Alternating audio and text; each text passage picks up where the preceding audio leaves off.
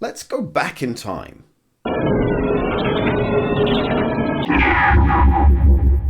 You arrive in 1745.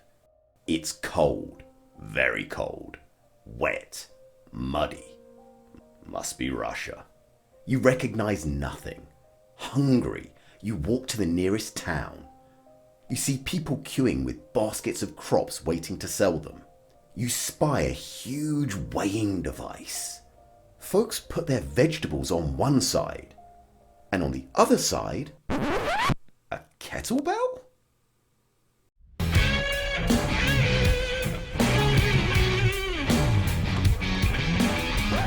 Preach!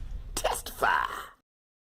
The Russian kettlebell is a weight, but it wasn't designed for fitness. It began life as nothing more than a counterbalance. It's like finding out that dumbbells originally started out as doorstops. The heavier the door, the heavier the stop. There are many exaggerated claims about the superiority of kettlebells, like, hey, who doesn't like tripping? But not when it's a hazard. Who needs the aggravation? When it comes to storage though, they're neat and easy. not easier than barbells. Another is, no room in your place. They take up less space. not than dumbbells. So at this stage, Body a workout. Brighten them up with various colours and designs.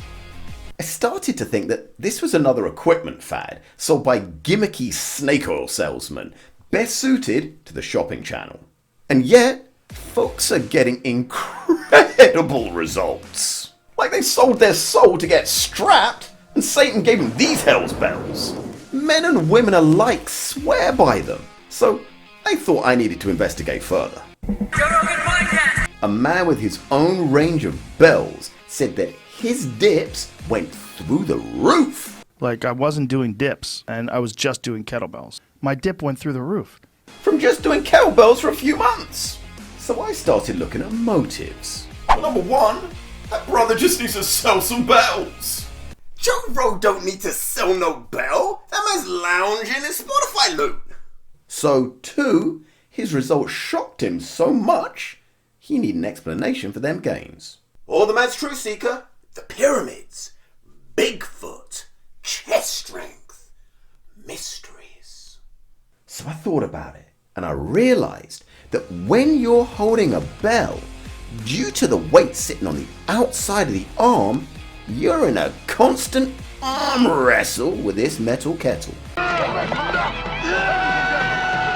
Pavel called it the "what the hell" effect of kettlebells. Not to be confused with the psychological effect of the same name, where the brain makes one bad decision, for instance, devouring a donut, and then amplifies it with two more, like wolfing down a chocolate cake, chased down with 2 ladles of clotted cream because, what the hell. Pavel's version is where these communist cannonballs make you better at exercises that you didn't even train for. Like sweeping the yard with a heavy broom and suddenly becoming a slap-shot superstar down your local rink. And as scientific as "what the hell" may sound, I think I've got a more straightforward answer. Ask the Federal Form Police about the top 3 rules of lifting, and strict form Don't swing the weight around. Momentum cheats the meat. has to be there. Now, what's the number 1 exercise in kettlebells? Swings. I would argue that the swing is the most beneficial exercise anybody can do. Using momentum. You think that's filling a gap maybe? A limiting factor? Silfaca OAP? They're culturally appropriating Olympic lifts and then substituting in kettlebells. Not only that, but these bellends take any barbell exercise and bodge it out with kettlebells. It's a Russian rip-off. Doing a dumbbell workout? Be smart. Put a kettle on. Basically, they're taking the encyclopedia of already invented exercises and then just crudely cut and pasting kettlebells in. And in their jurisdiction, momentum's allowed. The common dumbbell exercises are primarily focused on development of the muscles. The common KB exercises are primarily focused on development of movement. The Bell Boys.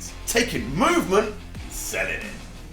As all sports focus on movement, not aesthetics, an object that's used for loading movement patterns will have more transfer than one that's focused on developing aesthetics.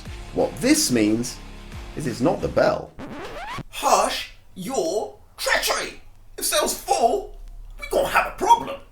It's the movement done with the bell, telling me the deciding factor is vogue. Huh?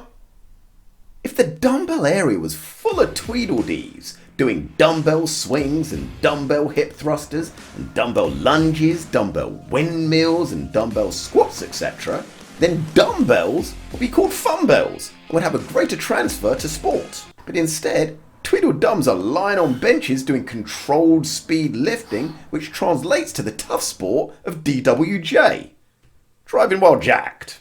Kettlebell movement translates to sports movement because They're both in the movement business. and loading a movement has transfer to other movements. Take running. Running is a clear case of core over extremity. You can leg press 400 kilos. I mean, you can run for a long time. Running requires a dominantly strong core with no leakage, proficient in all three planes. So think about it. 2 arm bells cover the sagittal plane, 1 arm covers the frontal and rotational planes. You can't lift more weight than your core can bear. So your core decides how strong you are, not your extremities. Exercises that use momentum and exploit acceleration and deceleration mimic sport. That's your what the hell effect, explained for all you non-science types. Phew, lucky. Tate Modern just ordered 1,000 of these puppies. Looks like you were saved by the bell. But while I was wading through hours of 1-minute shorts, I noticed something else. The simple glee these swingers have when doing it. Yeah, those swingers have a great time. Not those kind of swingers, although maybe. But it's clear to me that using momentum is pleasurable. Look at a playground. Acceleration, deceleration, swings, seesaws. The way they make us feel is exhilarating. So perhaps it taps into the feelings that soothe us in childhood. Bouncing, swinging. And then there's the adult feeling of the rhythmic thrusting of the hips. You know, swingers. Maybe. And add to that the seamless shifting from one movement to another that they call the flow. Like a dance requiring coordination and timing, it feels amazing when you get it right. We know that certain movement experiences have a joy and delight in themselves. With kettlebells, it's not even movement, it's groovement. Letting your legs just go while running down a shallow gradient is just glorious. Manipulating momentum is fun. Even just swinging your arms is a pleasure in itself. And the greater the endorphin release, the greater the neural learning. So, is the kettlebell the most perfectly designed piece of fitness equipment? It's doubtful. Is there a better design? Probably. Has kettlebell culture, which mimics sports-like movements, become fashionable and helped bell buddies gain the approval of others? Yes. Does this make it a good fit for sports folk who are focused on performance rather than for bodybuilders who are focused on aesthetic balance? Yeah. Will kettlebell exercises help with your sport? Done correctly, it's likely. Is it because it's a kettlebell?